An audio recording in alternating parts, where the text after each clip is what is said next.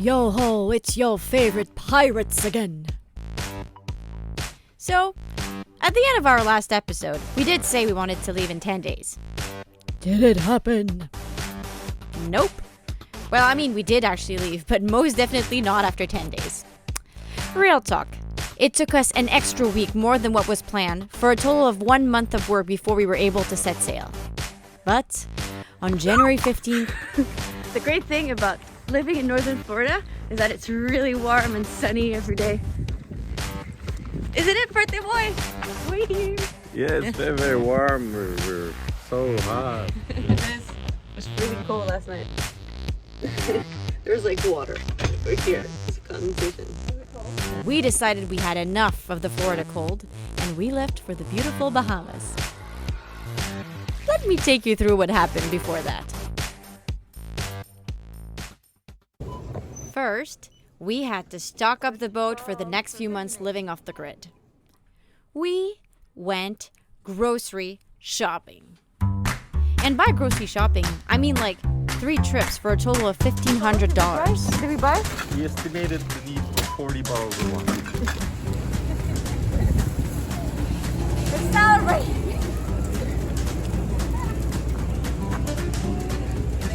I think this woman hates me. So, this is our 3rd grocery shopping. We're at $2,100. She hates me. I help you a little bit. The car's right here, by the way. Oh, you should see what's in the car. Sorry. And by the way, that's my Florida style.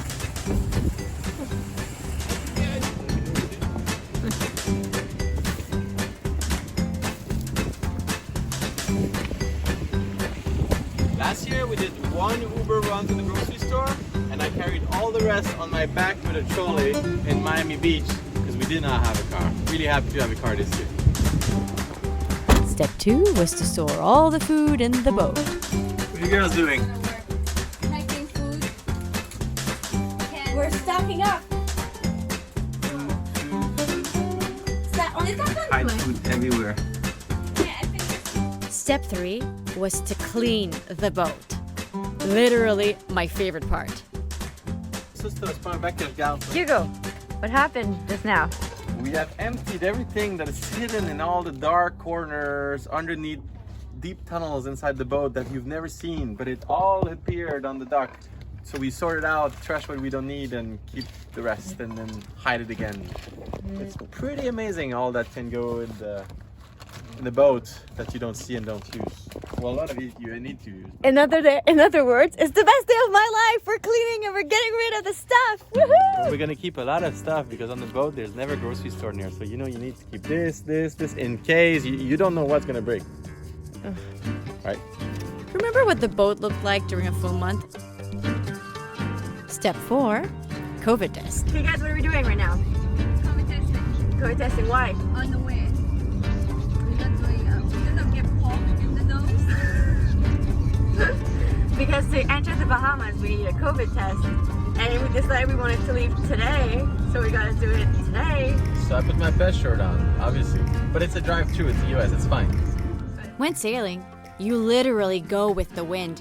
Like, your life pretty much depends on it. And we were hoping to get our test results on time in order to catch the good westerly wind necessary to cross the Gulf Stream and get to the islands of the Bahamas. Talking about the Gulf Stream. The Gulf Stream is a warm current that circles around the Atlantic Ocean and greatly affects its ecosystem. It terrifies a bunch of people. Stories of enormous waves frighten waterway sailors who will remain stuck in the famous no-name harbor for days, weeks, even sometimes months, waiting for the right weather window to cross the Gulf Stream. Truthfully, it's kind of chill. Not even that bad.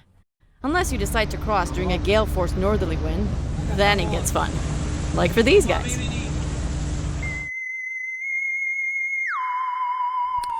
So, a little bit more information about the sailing part, the giggy part. It's hard to resume in a couple of minutes because that's all the time I have, otherwise it gets boring for all these million people with no attention span, but here it is.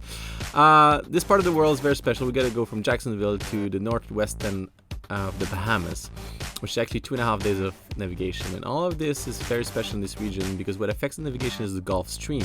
It's a very strong current that goes from 3 to 5 knots because it's a very shallow water and passes between Florida and Bahamas. The water goes very, very quickly in there, creating a strong current. Any sailor or captain will know that a very strong current against a very strong wind will create a very steep and dangerous wave, which is not what we want to do. So we got to choose the weather right. Also, we got to choose the weather so the wind brings us the right way. So here's the path that we did. First, we left the Jacksonville Inlet, went out to sea over there, and then because we had to do this famous visa for the Bahamas, we hugged along the coast to get a counter current from the Gulf Stream, because for every current there's a counter current. Went around Cape Canaveral. Staying close to the shore, we could have internet access to finalize our visa proceedings for the Bahamas because we have 5 days to get in there from the visa proceedings, but 2 days for COVID tests and 1 day for the visa, so that was pretty quick. Now you can see on our path here, we entered the Gulf Stream right there and we started going northeast while we're actually sailing east, and that's because the Gulf Stream is so strong it makes us go southeast. Northeast, sorry. And then once we got to the other side, the plan was to use a counter current that's going to bring us back to the shoal of the Bahamas, where we're going to hug really, really close to be able to use the counter current, and then keep sailing all the way down to our endpoint, West End Settlement in the Bahamas, where we could do customs finally. We ended up getting there very, very late at night, actually at 10 p.m. So it's dark, but we had a good moon, so we took a very, very slow entrance into there. And finally, docked the boat so I could finally sleep after 2.5 days of, keeping an eye out for everybody. Hey, I stayed awake too! So, actually we're a sailboat, so we gotta go with the wind. So if you look at this weather app that tells me more or less the approximate position of the boat according to the wind. I usually do it in my head, but that's a very good way to show it. Here you can see that we went down with the south northwest wind, crossed the Gulf Stream on a no wind because you don't want to cross the Gulf Stream on a strong northern wind, and then as soon as the wind turned around, then we started sailing south towards the Bahamas. That was the best plan we could do to make it to the Bahamas in 12 days, having left a day too late for the perfect weather. Back to business. Straight after taking our COVID test, we packed up our stuff, put up our sails, and left for our first sailing adventure, ready to face Le Grand Bleu. We're leaving. Bye. And Not really ready, but we're gonna finish on the way. And we have nice farewell weather. As we were slowly streaming down the St. John's River and deploying our wings, a big gust of wind hits us out of nowhere. It starts raining cats and dogs. I tried to go tie up all of our stuff hanging everywhere on the deck. The boat is tilting like there is no tomorrow. Too much wind. Hugo tries to retract the sails. One line of the front sail is stuck and won't retract. Yves tries to help, but he doesn't know what to do. I go and get the wheel to turn the boat towards the wind to help Hugo fix the line that is stuck. I turn the wheel too much. Everything gets worse. Subda hangs on to the boat for her dear life. Then I get the boat in the right direction. Hugo is able to retract the sail. We manage. That was the first 20 minutes. Cool. Then we drive in the pouring rain for a couple hours. Cool. And what just happened? There's one thing. Is that when the stuff goes to hell, we never have time to film. And we should have filmed that. So we just left and it started raining. And obviously we left when we weren't ready. So nobody knew what to do and nothing was set in the boat. Yay! So we were just cruising, just out of the marina, chilling. And then comes, the cold front comes with a really nice gust of wind. Eve was driving for the first time a boat. The boat goes like this. Everybody's like, shit! So I'm like, we have to put the sail back in. We tried to put the sail back in, but we just put a cable and it was passing in front of the pole there, so we didn't have enough, we couldn't pull it. So the whale sailor was just like, how it is when well, maybe but it's like, it's not fun. I thought I was gonna die. Ask Subda how she feels about her first time on the sea. Well, I say let's turn back. The storm is too strong. So, sailing is just fun, right? Only a bundle of joy. So what do we... Then we sailed, motored, all the way to the end of the St. John's River, where it meets the sea. But now we're here, we've got a little rained on, it's a little cold. Ça frette en soufflet. Mais ça va. Then our autopilot died. Cool.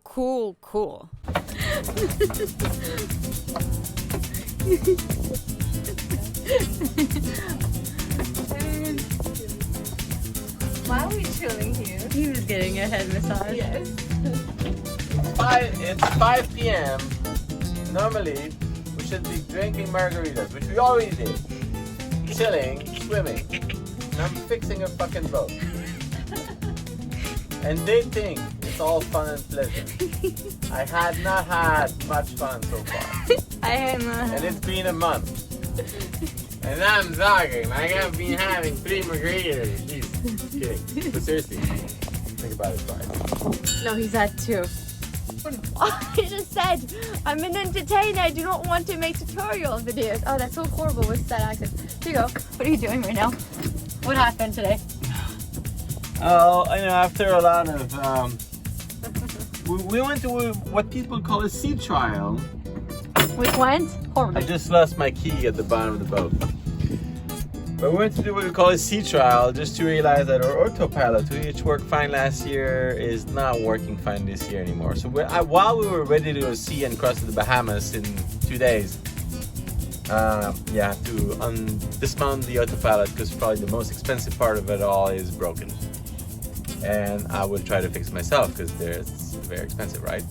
And it's maybe an easy fix, but we'll see later. And during that time, Suvda and I finally had the chance to stretch. Oh, and we also received our COVID test results. We were ready to leave. 3 days and 2 nights at sea.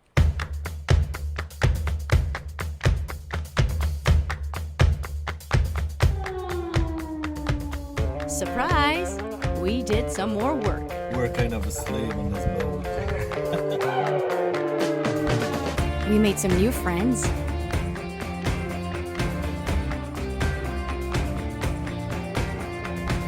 And a good bunch of enemies.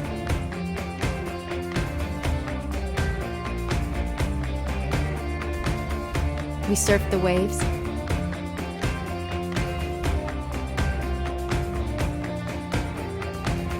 Slept very little. Is there some shit? What do I see over there? Should I wake up and go, or should I keep going? So it's 1 o'clock in the morning, and this is my first shift on night sail. It's nice and breezy out here. Felt great. I get seasick. And not too great. When I drive, my seasick gone, and when I sit here or down there, it's good. Yeah, But when I sit inside, it's not good. Saw beautiful sunsets. But then, we finally made it to the West End settlement in Grand Bahama Island on January 20th, to the beautiful turquoise water and the warmer sun. Our vagrant Orlando friends were to finally enjoy the fruit of their labor. And us too. A little.